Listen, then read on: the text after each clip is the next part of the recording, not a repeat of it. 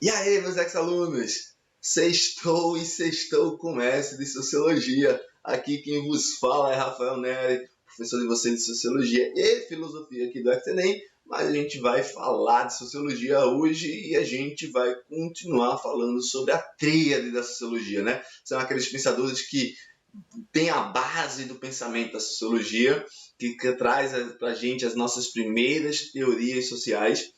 E hoje a gente vai falar do alemão Max Weber, a sociologia compreensiva, é um estudo mais contemporâneo, né? Um estudo ali uma produção do século XX, então é bem legal, diferente um pouco do que a gente viu até agora, que foi o Emile, né? Com a sua produção no finalzinho do século XIX para o século XX, mas ainda no século XIX, e o Karl Marx, que é uma produção na primeira metade, né, na década de 30, de 40 do século XIX até a década de 60, tá, do século XIX. Então, é outra ideia.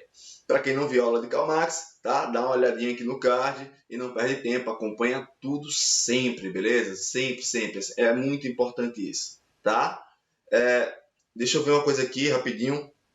Cara, tem que se inscrever, tá? Se inscreve, ativa o sininho, tá? Se inscreve na nossa sala de aula para você ter acesso aos nossos exercícios, tá? A gente vai começar a soltar os exercícios aí, a gente tá organizando tudo, então vai começar a ter exercício de todas as aulas para você praticar aquilo que você está aprendendo aqui. Então não perde tempo não, vai aqui, se inscreve no canal, ativa o sininho, se inscreve na nossa sala de aula, segue as nossas redes sociais, tá? Vai lá no Facebook, no Instagram, tá? A gente não tem Twitter, mas quem sabe um dia. Então fica ligado, beleza? Depois da vinheta a gente vai falar do Max Weber.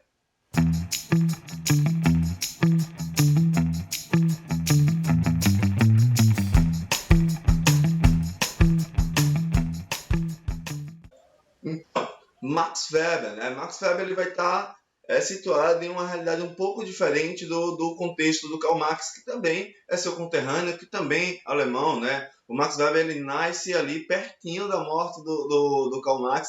O Max Weber ele nasce em 1864 e vem falecer em 1920, logo depois da Primeira Guerra Mundial, né? Gera grandes problemas para ele e ele vai ao falecimento em 1920, tá? A sua grande obra, né, que seria a Ética Protestante e o Espírito Capitalista, é uma obra que é publicada em 1905, a sua primeira edição, né, 1908, a edição mais comum. O Max Weber ele vai ter outra avaliação, tá, em relação ao Emile e em relação ao Karl Marx, claro. Na parte econômica, ele vai diferenciar muito da relação do Karl Marx, por quê? Porque ele está situado em outro momento da sociedade, tá? E a gente tem que entender isso, que os momentos históricos, a forma como a sociedade está andando, ela vai influenciar também na visão do cara. Pô, se eu estou estudando uma sociedade que ela é início de um capitalismo, início de industrialização, e eu vou analisar uma sociedade onde a industrialização ela já se fortificou, ela já criou uma base, ela não está mais no início, ela já está centrada, o capitalismo ele já está andando. Então, claro que a minha análise vai ser diferente. A minha análise no início do processo de industrialização é diferente do depois. É a mesma coisa se eu fosse analisar aqui o Brasil. Bora lá. Vou analisar o Brasil na década de 30, onde eu vou ter um pontapé um pouco mais forte no processo industrial. Né? A gente vai falar em sociologia brasileira, a gente vai falar um pouquinho disso. Então, eu não posso analisar aquele momento da década de 30, daquela industrialização, de como ela se formada, porque eu tenho outra realidade social, com a industrialização hoje no Brasil, que é a industrialização ela que já está meio que com base formada. Né? Então, e claro que seria outra análise. Então, é a mesma coisa. Se eu pego o Karl Marx, né? Karl Marx ele nasce no início do século XIX. Ele vem produzir, né, na década de 30 desse século XIX, onde eu pego uma Alemanha que está iniciando a industrialização, então é uma industrialização tardia comparado com a Inglaterra, que tinha, e os Países Baixos, que tinha sido começada a industrialização no século anterior, né, no século XVIII, 1760. Então, é muito tardia, então ela não pode perder tempo, então ela vai ser tardia e acelerada. Para você entender, a Alemanha ela seria esse país que tem uma industrialização mais tardia dentro do contexto desses grandes países europeus, desses grandes reinos da Europa, tá? E a Alemanha, ela sai desse início do século XIX, iniciando a industrialização, para chegar no final do século XIX sendo a economia mais importante do mundo. Ela abre o século XX junto dos Estados Unidos como a principal economia do mundo. Então ela ultrapassa a Inglaterra. Então a industrialização dela foi muito feroz, né? Então é uma realidade totalmente diferente. Aí quando eu pego o Max Weber, ele pega esse momento da Alemanha com a industrialização já pronta, com o capitalismo já postado. Então eu tenho uma normatividade melhor, né? Eu não tenho mais jornada de trabalho de 16 horas, de 18 horas. Tá? Eu já tenho leis trabalhistas, eu já tive luta trabalhista, então é outra realidade. O Karl Marx ele pega uma realidade totalmente diferente. Tá? Mas o Max Weber ele vai beber muito do Karl Marx em relação a isso também, tá? No contexto econômico. Já na visão do Emile, que é o que a gente vai abordar aqui, ele vai diferenciar muito. Por quê? Porque o Emile ele sempre observa, analisa a sociedade pelo contexto coletivo, o fato social, aquilo que é exterior ao indivíduo, que molda o indivíduo a um funcionamento específico dentro dessa sociedade. Weber diz, bicho, não tem como. Não tem como eu ver o exterior sem entender o indivíduo em si. Por quê, Rafa? Porque Weber vai dizer assim, ó, a sociedade ela é um resultado das relações entre os sujeitos que a pertencem. Uma sociedade ela vai ser diferente de outra sociedade. O fenômeno social dentro de uma sociedade ele se dá diferente. Por quê? Porque as relações daqueles indivíduos lá daquela sociedade são diferentes.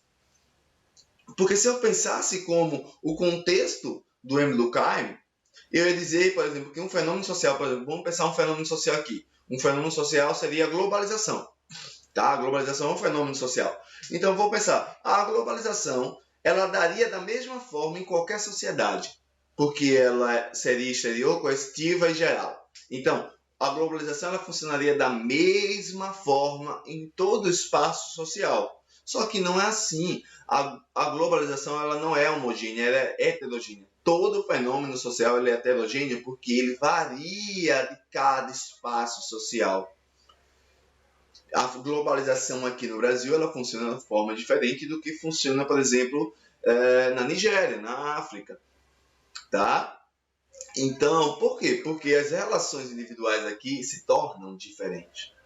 Então, o que Weber está dizendo? Então, eu tenho que compreender essa sociedade, tá? Olhando para esses sujeitos, tá? E não para, como eu posso dizer, para uma coletividade em si. Dessa forma, o que Weber está falando para a gente é que como o indivíduo se relaciona com o seu espaço social, que é o importante de entender. Porque se eu entender como é que funciona essas relações, eu consigo analisar. Então, é o que a gente chama de ação social. E a nossa relação ela é feita à base de comunicação. E comunicação, né? Para quem estuda a teoria da comunicação, a gente tem um processo que se diz que eu preciso de algumas coisas. Primeiro, eu preciso de, pelo menos, o cara que vai mandar a mensagem e alguém que vai receber essa mensagem. Tá? Eu preciso, no mínimo, isso. Preciso um meio de como eu vou mandar essa mensagem. Né? Eu preciso da resposta dessa mensagem. A comunicação ela não é apenas ir, ela precisa ir e voltar de alguma forma. Essa resposta para saber se eu fui atendido. Por quê? Porque essa resposta é uma coisa essencial, porque essa resposta é o que define como eu vou funcionar depois do que eu estou dizendo. Pô, como assim, Rafa? Não entendi. Simples, vê lá. Tu chega, né? Tu vai pedir namoro, a menina que tu gosta, o menino que tu gosta, não importa, né? Aí tu chega, tu vai lá e pede namoro, né? Se ela te dá um não, ele te dá um não, tu fica triste, né? Então tu fica triste, não é porque você queria ficar triste, não é o intuito da sua mensagem não era você ficar triste. Só que a sua tristeza é gerada pela resposta do outro. Se essa pessoa diz sim, você fica feliz. Então, se você perceber, a minha ação posterior, ela sempre vai depender da resposta do outro. O outro, né, que determina o nosso funcionamento. E isso é muito importante, porque é nesse ponto que a gente pega ali o Emile Durkheim, quando ele diz que o nosso funcionamento é determinado pelo fator social. O Max vai dizer, que nada, bicho. Quem determina o nosso funcionamento é essa relação. É sempre a resposta que vem nesse processo comunicativo. A comunicação é a base para o contexto. É o que motiva a agir de alguma forma.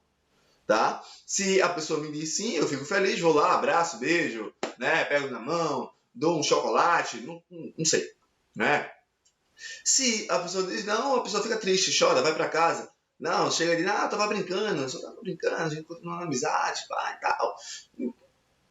Certo? A resposta, ela me motiva a agir de alguma forma. E quando eu tô falando dessa relação, para você não cair em casca de banana e dizer, o Max Weber estudava o indivíduo apenas pelo indivíduo. Não, é uma relação desse indivíduo. Essa relação ela pode ser com outro indivíduo, como eu estou falando esse exemplo, mas como pode ser com outras questões, com a instituição, certo? Com um objeto, não importa. Sempre eu tenho o meu agir, ele tem uma motivação para ele acontecer. Eu não vou agir sem nenhum motivo. E aí a gente pega um pouquinho da física, né? Para eu ter um movimento, eu necessito de uma força exterior sendo exercida sobre mim de alguma forma para que o movimento ele aconteça, né? Então, bicho, é basicamente isso. Eu preciso dessa motivação para eu poder funcionar. Isso é o que Max Weber determina como ação social, né? São as nossas motivações para agir dentro de uma determinada sociedade. E essa ação social, ela pode ser feita em 4 pontos, certo? Em 4 tipos. O Weber ele vai dividir essa ação social em 4 tipos. A com fins, valores, afetiva e tradicional. Então, nós temos 2 ações sociais racionais e 2 ações sociais não racionais. Tá? O que são ações sociais racionais, Rafa? O que é uma racionalidade? Racionalidade é quando você escolhe algo. Toda escolha é racional, independentemente se a escolha é certa ou errada, se é bonita, se não é bonita, se faz bem, se não faz bem. Toda escolha é racional, porque escolher é dar valor a um objeto específico ou alguma coisa e você escolhe aquilo que tem mais valor para você. Então, também, a escolha, ela varia por aí, tá? Então, bora lá. Eu tenho 2 racionais, que são a racional com relação a fins e a racional com relação a valores.